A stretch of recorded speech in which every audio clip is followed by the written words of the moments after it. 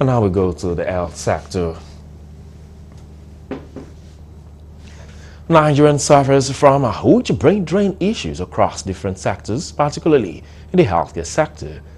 It has been described as an existential challenge to the country that must be tackled and addressed if there's going to be any headway in 2023. In this report, correspondent John Felix takes a look at how the Japa syndrome is taking toll on Ogun medical sector. This and more in this report. In a country of over 200 million people, Nigeria only has 7.5% of the needed medical doctors for its population. To make matters worse, many of the remaining doctors in the country are planning to join their colleagues who have migrated abroad for job fulfillment and a better working environment. To compound the situation, doctors are not the only health professionals seeking greener pastures abroad. Nurses, medical laboratory practitioners, pharmacists, and allied personnel are also leaving the country in droves. In Ogun State, the story is not different. The NMA chairman and the president, Association of Resident Doctors, say the outlook is not good as the number of patients consistently remains on the increase. In the last 2 years, if I say that we have lost about half of the total number of doctors in this state, I don't think I'll be lying, because if you pull them from across the federal institutions to state institutions and then the private sector, I'm sure that if we look at it critically, though this is anecdotal, I am not giving you concrete figures, but if I look at pockets of spaces, I will tell you that close to half or around there has left. Over the last 1 year, we've had about close to like 30 doctors leave the system. And I am aware that more are still going to leave the system this year. In fact, something happened a couple of days ago. We just saw that there were a couple of letters on our table from GMC, that's UK. When we saw what was happening, we had about 50 letters from GMC on our table. That's to tell you that most likely this year we are going to have about 50 doctors exiting the system. The health workforce brain drain in Nigeria is not a new phenomenon, but the current increasing trend is alarming.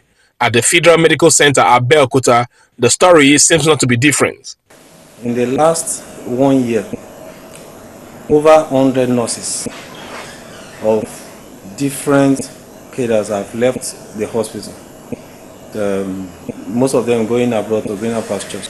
If you come to doctors, you find out that, to give an example of the accident and emergency department, about a year ago we had about 28 doctors as middle grade doctors, registrars, senior registrars, medical officers in the accident and emergency. But now we have about 13 doctors in the same department.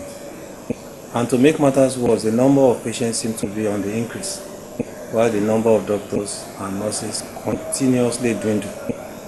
To give another example, in the pediatrics department, about 60% of all the doctors, or of all the resident doctors, have left in the last 1 year. The year 2023 is right underway. What are the likely implications for the health sector? What becomes the fate of doctors, health workers who have decided to stay back, and even patients? Already the outlook is very bleak, because I have received, almost every week I receive about 10 resignation letters on my table from doctors, from nurses, occupational therapists, physiotherapists. About a year ago we had 4 occupational therapists. Now we have only 1 that is left. So lab scientists, all categories of health workers, every week I receive at least 10. And it seems to have peaked this new year. There are many effects of the healthcare systems that are both directly and indirectly influenced by the shortage of available doctors. These doctors say there's now a wider gap between the patient-doctor ratio as recommended by the WHO. The number of doctors present in FMC and by extension in Nigeria as a whole is too small compared to the volume of the patients that we have on ground. So if one doctor, now sometimes you can have one doctor seeing close to like 6,000 patients, which is way too much. So the WHO recommendation is just one doctor to 600 patients, so that you can monitor your patient very well, take the required information from them, and follow up with their treatment. But now you may not be able to do all that because the volume of patients is too heavy. It's going to increase for at least two reasons. One, the factors that made those that left to leave still remain. Inadequate, inappropriate remuneration, that is one. Insecure working environment is another one. And of course, the atmosphere within the hospital, particularly when it comes to what to work with and all of that, is still a far stretch from what you have. What then is the way out? These doctors say the federal government must address the root causes of the migration. The issue of working condition.